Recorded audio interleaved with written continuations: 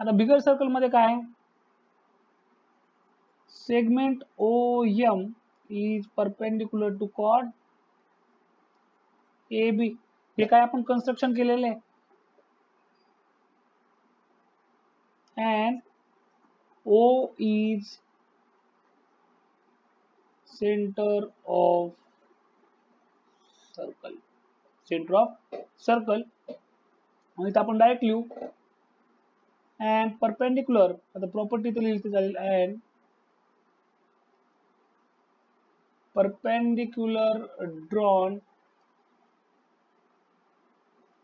from center to chord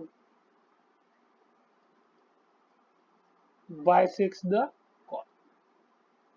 म्हणजे याचा अर्थ काय होईल, so AM is equals to BM. असं आपण डायरेक्ट इथं म्हणू शकतो की AM is equals to BM आहे. त्याला वाटलं तर आपण सध्या इक्वेशन नंबर 1 देऊन ठेवू. Similarly in smaller circle and in smaller circle इथे आपण म्हटलं तर सांगू की segment OM is perpendicular to segment OM is perpendicular to chord PQ. Chord PQ ला काय परपेंडिक्युलर आहे. आणि इथे वाटलं तर आपण सांगू की and O इज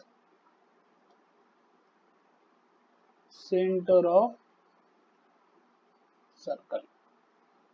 इथं प्रॉपर्टी नाही लिहिली तर चालेल, आपण डायरेक्ट लिहू. सो डायरेक्ट आपण लिहिलं तर चालेल की PM is equals to QM, किंवा लिहू direct. So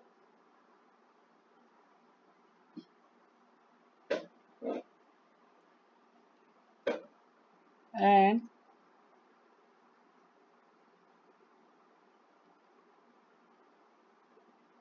perpendicular drawn from center to chord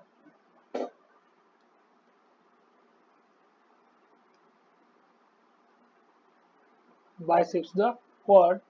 So PM is equals to QM. त्याला म्हणून इक्वेशन नंबर 2. दोन्ही स्टेप मध्ये मी काय केलं, दोन्ही इक्वेशन घेताना सेम स्टेप यूज केलेले आहेत. मग आधी काय करायचं, मला त्यांनी विचारलं होतं AP is equals to BQ. जर मी AP पाहिला तर हा माझा AP आहे आणि BQ. तर AP काय आहे, तर AM मधून PM जर मायनस केलं तर AP मिळून जाईल. सेम काय BM मधून QM मायनस केलं तर आपल्याला BQ मिळून जाईल. मग मी काय करतो याचा अर्थ इक्वेशन 1 आणि इक्वेशन 2, इक्वेशन 1 मधून इक्वेशन 2 सबट्रॅक्ट करतो. मग इथं मी स्टेप लिहितो, subtract equation 2 from 1. Equation 2 from 1 subtract करावं लागेल. म्हणजे काय मिळेल मला, AM मायनस PM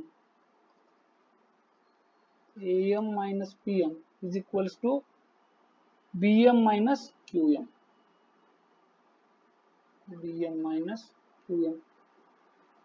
आता ठीक आहे. आता AM मायनस PM जर पाहिला आपण, AM मायनस PM, तर तो काय भेटतोय मला, AP भेटतोय. वाटलं आपण तिथं रिझन लिहू. But AM minus PM is equals to AP.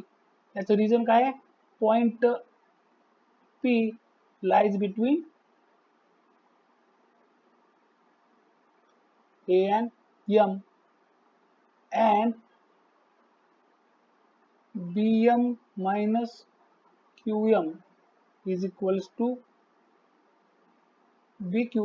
याचे रिझन काय, पॉइंट Q, सॉरी, याचे रिझन काय, तर point Q lies between B and M.